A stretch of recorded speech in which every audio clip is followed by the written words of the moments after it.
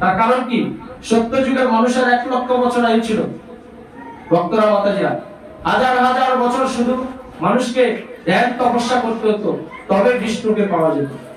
70 পরাশ্র ত্রেতা, ত্রেতাতে আরেক শূন্য মানুষের গয়ের অনুক্রমে হলো 10,000 বছর। ত্রেতাতে যুগধর্ম কি ছিল? শুধু এই যজ্ঞ করা, মন্দির মন্দির যে যজ্ঞ হচ্ছে, বেদে যজ্ঞের বিধান আছে, কিন্তু কলিযুগে যজ্ঞের বিধান নেই। কলিযুগে শুধু হরিনাম যজ্ঞের বিধান আর এই ভাগবত শ্রবণ পাঠ করার বিধান আছে।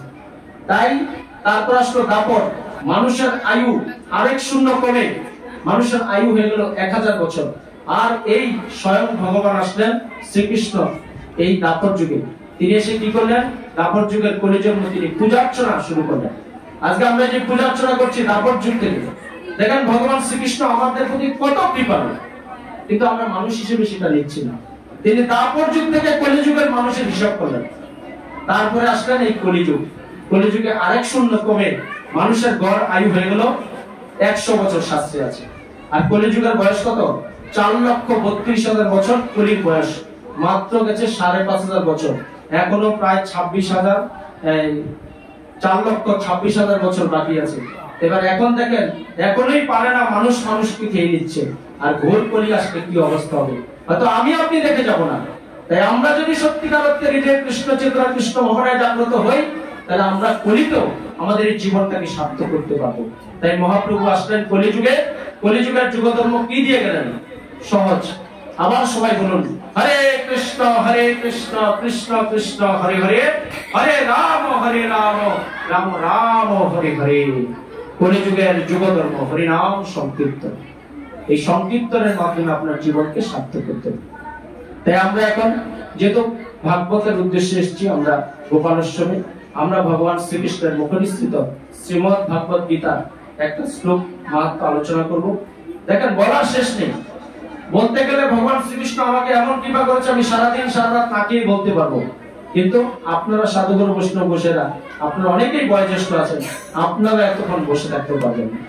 তাই ভাগবত আলোচনা যেটা শুনবেন সেটাই আপনার হৃদয়ঙ্গম করবেন, তারপর আপনার চরিত্রে সেটাকে পরিস্ফুটিত করবেন এবং সবার সাথে সেটা আলোচনা করবেন। আপনি করুন না নিত্যকর্ম। দেখেন ভগবান শ্রীকৃষ্ণ আরো কত কৃপালু। তিনি কোন সন্ন্যাসীকে এই গীতার জ্ঞান দেননি, তিনি কোন এই ব্রাহ্মণকে এই গীতার জ্ঞান দেননি। তিনি কাকে দিলেন? গৃহস্থ ক্ষত্রিয়কে। অর্জুন গৃহস্থ ছিলেন, গৃহস্থকে তিনি কত ভালোবাসতেন এবং তিনি দাপর যুগে 16,108 জন মহিষীকে সংসার করে আমাদেরকে দেখিয়ে দিয়ে গেছেন যে সংসার জীবনটা তোমরা কিভাবে করবে। তার মানে আমরা কি 16,108 জনকে ভগবানের সাথে অনুকরণ করবো না? সেটা আমাদের অপরাধ হবে। সেগুলো আমরা কি করব? আমরা তাকে অনুসরণ করব। অনুকরণ করলে অপরাধ হবে। যে আমরা সংসার করি, আমাদের একজন স্বামী স্ত্রীকে নিয়ে আমরা সংসার করি। আজকে আমাদের ইসকন শিখিয়েছে যে 4টে জিনিস প্রত্যেকটা মানুষকে শেষ করে দিচ্ছে আজকে। সেই 4টে জিনিস যারা আমরা ইসকনের সাথে যুক্ত আছি আমরা কেউ করি না। আপনারা খবর নিয়ে দেখবেন। এক কি? আমিষ আহার। যারা মাছ মাংস ডিম এসব খায়, এসব কি? এসব আমাদের খাবার নয়। আপনারা কিন্তু খারাপ কাণ্ডে নেবেন না। আমরা ছোটবেলা থেকে সেই শিক্ষাটা কালচার পাইনি। মাছ মাংস আমাদের খাবার নয়, এটা পশু ভিত্তিক খাবার। ভগবান মানুষের জন্য খাবার দিয়েছেন শাক সবজি ফল মূল গাভীর দুধ। এতে যা পুষ্টি, মাছ মাংস খেলে দেখবেন আপনারা যদি কোনো অনুষ্ঠান বাড়িতে বিয়ে বাড়িতে খান, খাওয়ার আগে গ্যাসের ওষুধ খেতে হয়, খাওয়ার পর বাড়িতে গিয়ে আবার হজমের ওষুধ খেতে হয়। কেন? এমন খাবার কেন খাবো? যে খাবার খাওয়ার আগে গ্যাসের ওষুধ খেতে হবে, খাওয়ার পর আবার হজমের ওষুধ খেতে হবে। এই খাবার পরিত্যাগ করা উচিত। আস্তে আস্তে চেষ্টা করুন। একদিনও হবে না কলিযুগে, আমারও হয়নি, আপনাদেরও হবে না। আস্তে আস্তে আপনারা করুন। তাই এই যে ভগবান শ্রীকৃষ্ণ আমাদেরকে এই সাত্বিক খাবার দিয়ে গেলেন, সেই খাবার খেলে কি হবে? আমাদের শরীরে এনার্জি আসবে, ভগবানের প্রতি আমাদের কি আসবে? ভক্তি আসবে। আর একবার যদি এই দুর্লভ মানব জীবনে ভক্তি আসে, আপনাদেরকে কেউ ঠেকাতে পারবে না। তাই ইসকন আমাদেরকে 4টে জিনিস শিখিয়েছেন। প্রথমটা হলো আমিষ। আমরা ইসকনের সাথে যারা যুক্ত কেউ আমিষ আমরা আহার করি না। আর দ্বিতীয় হলো দ্রুত ক্রীড়া, তাস পাশা জুয়া এবং লটারি।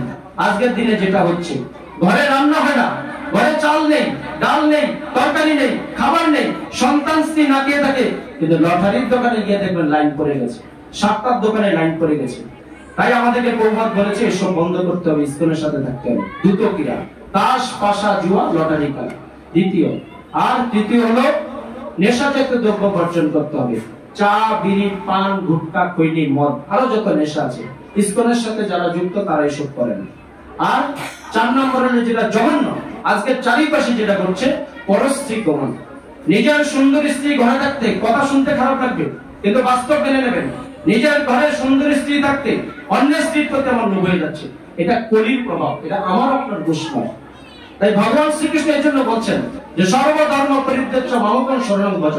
তোমরা ভাবছো যে ধর্ম করছো, এগুলো পরিত্যাগ করে আমাকে ভজনা করো, তাহলে তোমার মাছ মাংসের প্রতি কোনো নেশা আসবে না, দ্রুতক্রিয়া তোমাকে করতে হবে না, কোনো নেশা তোমাকে আকর্ষণ করবে না। পরস্ত্রী সুন্দর স্ত্রী দেখলে তার প্রতি তোমার কোনো নেশা আসবে না। তার প্রতি কি আসবে? আমরা আজকে একটা ছোট্ট শিশু থেকে 80 বছর বয়স্ক পর্যন্ত আমরা সবাইকে মাতাজি হিসেবে সম্বোধন করি। নিজের স্ত্রী ছাড়া সমস্ত সবাই মাতাজি, ভক্তরা মাতাজি। কারণ নিজের স্ত্রীকে মাতাজি বলে সেটা আমার অপরাধ হবে, কারণ আমার সে স্ত্রী। তাই আমরা এই 4টে জিনিস বর্জন করেছি। আর এই পৃথিবীতে এই 4টে জিনিসই প্রত্যেকটা মানব জাতিকে ধ্বংসের পথে করছে। আজকে দেখুন পাশ্চাত্য দেশের সাথে আমরা তাল মিলিয়ে চলছি, কত নাইট ক্লাব হচ্ছে। আজকে আপনি মেট্রোতে ঘুরতে যাবেন, মেয়েরা যে কি ড্রেস পরছে, আমাদের ছেলেদের লজ্জা লাগে। আমরা ছেলে মেয়েরা পরি ফুল প্যান্ট, অথচ মেয়েরা যত ছোট বাচ্চা মিনি ড্রেস পরছে। আমরা পাশ্চাত্যের সাথে, বিদেশের সাথে তাল মিলিয়ে চলছি, অপর সংস্কৃতির জগতে আমরা বসবাস করছি। লজ্জা করি। মহাপ্রভুর এই বাংলায় লজ্জা করে আমাদের চলতে, কিন্তু লজ্জা করলে কি হবে? আমাদের তো চলতে হবে। একই সমাজে আমরা আছি। আজকে সত্য যুগে কি ছিল? পশুটা একটা গ্রহে থাকতো, দেবতার একটা গ্রহে থাকতো। ত্রেতা যুগে কি আসলো? একই ভূমিতে চলে এসছে রাম আর আপনার রাবণ। দ্বাপর যুগে কি আসলো? একই ফ্যামিলিতে চলে এসছে কৃষ্ণ আর কংস। আর এই কলি যুগে আপনার একই শরীরে চলে এসছে অসুর এবং দেবতা। তার কি প্রমাণ? আমি যে কথাগুলো বলছি আপনার তো প্রমাণ চাই। আপনারা যদি প্রমাণ না পান, তাহলে তো আপনারা এই কথার কোনো যুক্তিকতা নেই যে আমার এই কলি যুগে একই শরীরে অসুর এবং দেবতা কেন?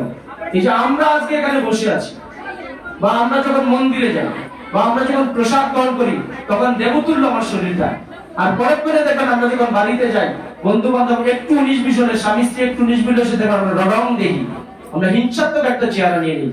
তাই শাস্ত্রে বলছে এই কলিযুগে একই শরীরে দেবতা এবং অসুর বসবাস করে ভক্তরা মাতাজি। তাই আপনারা সাধু সাবধান। আপনারা যখন কৃষ্ণ চেতনা, কৃষ্ণ ভগবানে জাগ্রত হয়ে এই ভগবত ধামে আসতে পেরেছেন, এই ভগবত ধাম থেকে এই ভগবানের অমৃত মুখোচ্ছিত বাণী শুধু এই কথাটা আপনি হৃদয়ঙ্গম করুন, তাহলে আপনার এই জীবনটা সার্থক করতে পারবেন। তাই এখন আপনারা আমার সাথে একটা এই ভগবান শ্রীকৃষ্ণের মুখনিসৃত শ্রীমদ্ ভাগবত গীতা আপনারা উচ্চারণ করুন, আপনাদের দুর্লভ মানব জীবনটা সার্থক হবে। হরে কৃষ্ণ।